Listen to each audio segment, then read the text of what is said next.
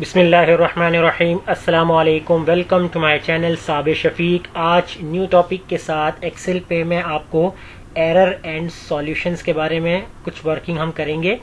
तो सबसे पहले आप हमारे चैनल को सब्सक्राइब कीजिए और साथ ही बेल आइकन पे क्लिक कीजिए ताकि हमारी जो भी वीडियो अपडेट हो सबसे पहले उसकी नोटिफिकेशन आप तक पहुंचे। तो स्टार्ट करते हैं अपना आज का टॉपिक। आज का जो हमारा टॉपिक है वो है एरर एंड सॉल्यूशन। एरर हमारे पास एक्सेल में किस तरीके से होते हैं और किस वजह से हमारे पास एरर शो होते हैं। तो हमारे पास टोटल 8 किस्म के एरर जो फिक्स होते हैं और वो हमें एरर बार बार हमारे एक्सेल के ऊपर नज़र आते हैं। और उन एरर से क्या मतलब होता है, आपको हर एरर का मतलब मालूम होना चाहिए कि अगर ये वाला एरर आपके पास शो हो रहा है, अगर आप किसी और की शीट पे काम कर रहे हैं और वहाँ पर आपको वो एरर नज़र आए तो आपको मालूम होना चाहिए कि ये एरर किस वजह से आ रहा है और इसका हमें सॉल्यूशन कैसे निकालना है। तो सबसे पहले देखें, यहाँ पर मैंने डिफरेंट शीट्स के ऊपर डिफरेंट एरर्स की कुछ एग्जाम्पल्स यहाँ पर रखे हुए हैं। तो आप वन बाय वन करके इनकी एग्जाम्पल्स देखेंगे। सबसे पहला जो एरर है वो हमारे पास इस तरीके से आ रहा है, हैश डिव बैकस्लैश और 0 लिखा हुआ। अब ये डिव हमारे पास क्या होता है, ये डिवाइड का निशान होता है।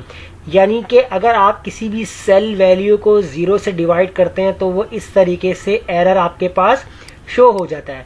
तो इस तरीके से आपके पास जो एरर जो आता है जहां हैश डिव और बैकस्लैश 0, इसका मतलब है कि आप अपनी कोई वैल्यू जो कि ग्रेटर वैल्यू को डिवाइड कर रहे हैं 0 से। कैसे देखें, जैसे हम यहाँ पर लिखते हैं 8 और यहाँ लिख देते हैं 0।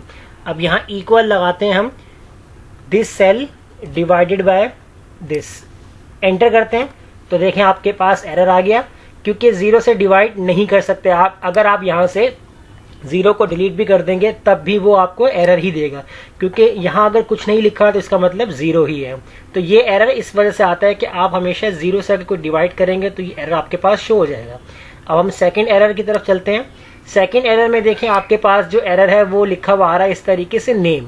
अब ये नेम का एरर किस वजह से आता है, अगर फॉर्मूला अगर आप प्रॉपर नहीं लगा रहे हैं, यानी कि आपकी फॉर्मूला स्पेलिंग अगर करेक्ट नहीं है तो वो आपको एरर देगा। कैसे, यहाँ देखें, जैसे हमने अप्लाई कर दिए कुछ नंबर्स। अब इन नंबर का मुझे टोटल निकालना है यहाँ पर। तो अगर मैं यहाँ पर फॉर्मूला लिखता हूँ सम का, तो सम का अगर फॉर्मूला मैं यहाँ लिख दूंगा सन, ब्रैकेट ऑन कर दूंगा और वैल्यू को सेलेक्ट करके ब्रैकेट क्लोज और इंटर, तो देखें मेरे पास नेम का एरर आ गया। क्योंकि इसका मतलब है आपका जो फॉर्मूला था वो फॉर्मूला हमारे पास ऐसा है ही नहीं जहां पर लिखा हुआ है सन। या तो फॉर्मूले की स्पेलिंग गलत होगी या आपने कोई फॉर्मूले के अंदर कोई एडिशन की हो। अगर हम यहाँ पर सम लिखते हैं और आगे हम एस लिख देते हैं तो सम्स का फॉर्मूला भी नहीं है हमारे पास। तो जो फॉर्मूले की जो करेक्शन आपको करनी होती सही, और अगर आप उसमें फॉर्मूला नेम सही नहीं डालते हैं तो फिर वो आपको एरर शो कर देगा इस तरीके से नेम का। इसका मतलब आपका फॉर्मूला नेम सही नहीं है। अब थर्ड वाले हम चलते एग्जाम्पल पे।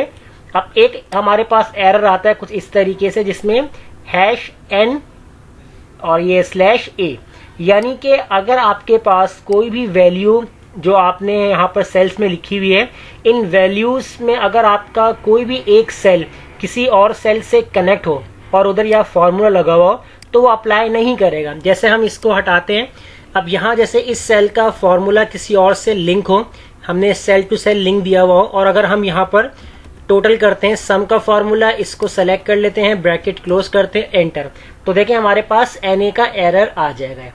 अब इस तरह हम चलते हैं अपनी चौथे वाले एरर की तरफ। अब चौथा जो हमारा एरर होता है इसमें हमारे पास है नंबर। तो नंबर हमारा पास जो आता है वो किस वजह से आएगा, यानी कि अगर आपके पास कोई ऐसी वैल्यू जिसको आप मल्टीप्लाई कर रहे हैं या पावर उसको दे रहे हैं, और अगर वो बहुत ज्यादा ग्रेटर नंबर में अगर आपको आंसर लेकर आए तो वो आंसर नहीं देगा, आपको इस तरीके से नंबर वाला एरर दे देगा। एरर कैसे देगा, जैसे हम यहाँ पर इक्वल लगाते हैं। अब मैं यहाँ पर इसको सेलेक्ट करता हूँ इस वाले वैल्यू को, और यहाँ पर कीबोर्ड पे 6 का जो बटन है उसके ऊपर पावर का निशान होता है, तो आप शिफ्ट के साथ प्रेस करेंगे। अब अगर आप 6 को पावर देंगे यहाँ पर 1000, तो आप जैसे ही इंटर करेंगे तो देखिए यहाँ पर आपको एरर दे देगा, यानी कि आपकी ग्रेटर वैल्यू शो नहीं करेगा, इस तरीके से एरर देगा, यानी कि वो आपकी लिमिट से बहुत ज्यादा है। या तो दूसरा फंक्शन क्या होगा कि अब यहाँ जैसे मैंने 2 डेट्स लिखी हुई हैं जिसमें 9/1/2020 और 2/3 और 2020, अब यहाँ जैसे मैं एक फार्मूला अप्लाई करता हूँ डेटेड इफ, तो ये फार्मूला मैंने बताया हुआ है कि किस लिए यूज होता है, तो प्रीवियस वीडियो में देख लीजिएगा आप। तो यहाँ मैंने फर्स्ट डेट को सिलेक्ट किया, कॉमा लगाया, सेकंड डेट को सिलेक्ट किया, कॉमा लगाया, कोटेशन के अंदर M, quotation close, bracket close, यानी कि आपको मंथ का डिफरेंस देखना है। तो हम जब इसको एंटर करेंगे तो देखिए मेरे पास आंसर आ रहा है 1, जैसे यहाँ पर हमने निकाला हुआ है। अगर हम इस फॉर्मूले को रिवर्स करते हैं, डेटेड इफ लगाया हमने फॉर्मूला यहाँ पर, equal dated if bracket on, और करंट हमने वैल्यू यानी कि आपने मंथ सेलेक्ट किए, कॉमा, फिर आपने प्रीवियस मंथ सेलेक्ट किया, कॉमा, कोटेशन के अंदर M, quotation close, bracket close, enter. तो अब आपको ये एरर दे देगा नंबर का। इसका मतलब आपने फॉर्मूला लगा तो लिया लेकिन आपने उसको रिवर्स में यूज किया, इसलिए उसने आपको आंसर नहीं दिया, नंबर शो कर दिया है। अब हम चलते हैं अपने न्यू एरर की तरफ, एरर 5। एरर 5 में देखिए यहाँ पर आपके पास लिखा हुआ है वैल्यू। तो ये वैल्यू का आपके पास एरर किस वक्त आता है, अगर आपके पास दोनों नंबर या दोनों अल्फाबेट डिफरेंट हो, यानी कि एक में आपके पास इंटीजर है, एक में आपके पास स्ट्रिंग है, यानी कि नंबर हो या वैल्यूज हो अल्फाबेटिकली। तो अगर आप इसमें इनके दरमियान कोई फॉर्मूला लगाते हैं तो वो आपको वैल्यू का एरर दे देगा। आप एरर क्या देगा, जैसे अगर हम निकालते हैं कि डेज, आपके कितने डेज है उसका डिफरेंस आपको देखना है। तो अगर हम डेज सेलेक्ट करते हैं, यहाँ पर इतना एरिया हमने सेलेक्ट किया, ब्रैकेट क्लोज किया, एंटर, तो देखें एरर आ गया वैल्यू का, क्योंकि डेज के लिए आपके पास दोनों का नंबर होना जरूरी है। या अगर आप कोई ऐसा अल्फाबेटिकली फॉर्मूला लगाते हैं जिसमें आपको सिर्फ अल्फाबेटिकली चाहिए, तो यहाँ नंबर का वो एरर दे देगा।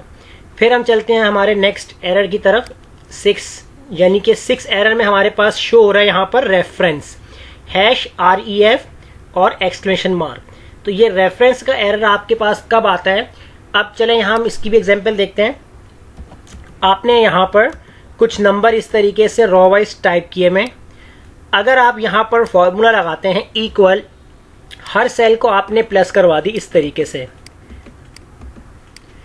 अब ये सारे सेल्स का फॉर्मूला यानी कि सबका टोटल आपको इस सेल पे दिखाएगा। तो ये सबका टोटल है 33, लेकिन अगर आप कोई भी एक रॉ को कर देते हैं डिलीट, तो यहाँ आपको एरर देगा। कैसे देगा, जैसे मैं यहाँ पर रॉ नंबर 12 को डिलीट कर देता हूँ। मैंने यहाँ पर सिलेक्ट किया, पूरी रॉ को सिलेक्ट किया, होम के पैनल में जाऊंगा और यहाँ से मैं इसको कर दूंगा डिलीट। तो देखें जैसे ही मैंने इस रॉ को डिलीट किया, यहाँ मेरे पास एरर आ गया, रेफरेंस का एरर। जब हम इसको डबल क्लिक करके देखेंगे तो देखें यहाँ पर ये वाला सेल हमने डिलीट कर दिए, यानी हमारा डाटा डिलीट हो गया। तो कोई भी एक डाटा या आपका डिलीट हो जाए रिकॉर्ड, तो इस तरीके का एरर आपको शो करेगा कि आपका कहीं से डाटा मिसिंग हो चुका है या डिलीट हो चुका है, तो ये उसका एरर होता है। फिर हम चलते हैं एरर नंबर अपने 7 की तरफ। 7 एरर में आपके पास यहाँ पर आ रहा है नल। नल का एरर आपके पास किस लिए आता है, किस वजह से आता है, नल का एरर जो होता है इसमें अगर आप कोई भी फॉर्मूला यूज करते हैं और अपनी वैल्यू को सेपरेट करने के लिए आप कोटेशंस या कॉमा लगाते हैं, तो अगर आपने वो कॉमा नहीं लगाया तो ये आपको फिर नल का ऑप्शन देता है। कैसे, यहाँ पर इसको भी हम डिटेल में देखते हैं। अब जैसे हमारे पास इस तरीके से कोई वैल्यूज हैं, जैसे मैंने इस तरीके से हम एक फॉर्मूला बना लेते हैं 8 9 5 4। अगर इनका टोटल हमने निकालना है, यहाँ पर हमने लिखा इक्वल सम। अब मैंने सेलेक्ट कर लिया, इस रॉ को सिलेक्ट किया, इस सेल्स को, कॉमा लगाया, इस सेल को सिलेक्ट किया, ब्रैकेट क्लोज, एंटर। अब ये देखिए हमें टोटल तो मिल चुका है, लेकिन अगर हम क्या करते हैं, इन दोनों के दरमियान से कॉमा हटा देते हैं और स्पेस दे देते हैं खाली, तो स्पेस से तो आपको फॉर्मूला दिखाई दे रहा है कि लग चुका है, हमने कॉमा नहीं लगाया, एंटर कर दिया, तो देखिए यहाँ पर आपके पास नल का एरर आ रहा है। तो नल का एरर किस लिए आता है ये आपको मालूम होना चाहिए। और इस तरह अगर आप चाहें इस तरीके से लिख लें, जैसे आपने 5 7 9 लिखा हुआ है और इनका टोटल आप निकाल रहे हैं, यहाँ पर इक्वल सम, आपने इस सेल को सिलेक्ट किया, कॉमा लगाया, इस सेल को सिलेक्ट किया, अब आपने कॉमा नहीं लगाया, स्पेस लगा दिया, फिर आपने नीचे वाले सेल को सिलेक्ट कर लिया, ब्रैकेट क्लोज कर दिया, एंटर। तो देखें यहाँ पर आपको नल का आंसर यानी कि नल शो कर दिया, क्योंकि आपने इस वैल्यू के बाद आपने कॉमा नहीं लगाया। जैसे अभी हम यहाँ लगा देंगे कॉमा, एंटर, तो देखिए अब आपको ये आंसर देगा। तो नल का जो एरर है वो किस वजह से आता है ये भी मैंने आपको बता दिया।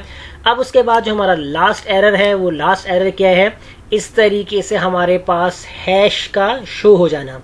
ये जो हैश हमारे पास आता है, इसका मतलब आपके पास एरर नहीं होता, एक किस्म का एरर होता है कि आपका जो कॉलम साइज होता है वो आपके वैल्यू के लिहाज से शॉर्ट है, आपको कॉलम का साइज बढ़ाना पड़ेगा तभी आपके पास एरर रिमूव होगा। अब जैसे हमारे पास एक डेट फॉर्मेट यहाँ पर हमने अप्लाई किया हुआ था, तो जैसे ही मैंने कॉलम का साइज बड़ा किया तो जितना डेट फॉर्मेट का साइज होगा तो तब जाके आपको डेट फॉर्मेट नजर आएगी। अगर आपने कोई शॉर्ट सेल्स के अंदर लॉन्ग टर्म डेट सेलेक्ट की हुई है तो वो बाय डिफॉल्ट कभी कभार इस तरीके से हैश में शो कर देता है। तो इसका मतलब है कि आप उससे कॉलम के साइज को बड़ा करेंगे तो वो आपको ऑटोमेटिकली वो कंप्लीट आंसर दिखा देगा। या तो आप इसको ड्रैग कर ले या आप डबल क्लिक करें कॉलम के ऊपर, जैसे डबल क्लिक करेंगे तो वो ऑटो एडजस्ट कर देगा। तो ये थे हमारे आज के जो 8 फिक्स एरर होते हैं, वो किस तरीके से एक्सेल में आते हैं और उनकी वजह क्या है आने की, वो तमाम एरर आपको मालूम होने चाहिए। तो वीडियो अच्छी लगी लाइक कीजिए, फ्रेंड में शेयर कीजिए और हमारे चैनल को सब्सक्राइब करना मत भूलिएगा। मिलते हैं नेक्स्ट वीडियो में, शुक्रिया।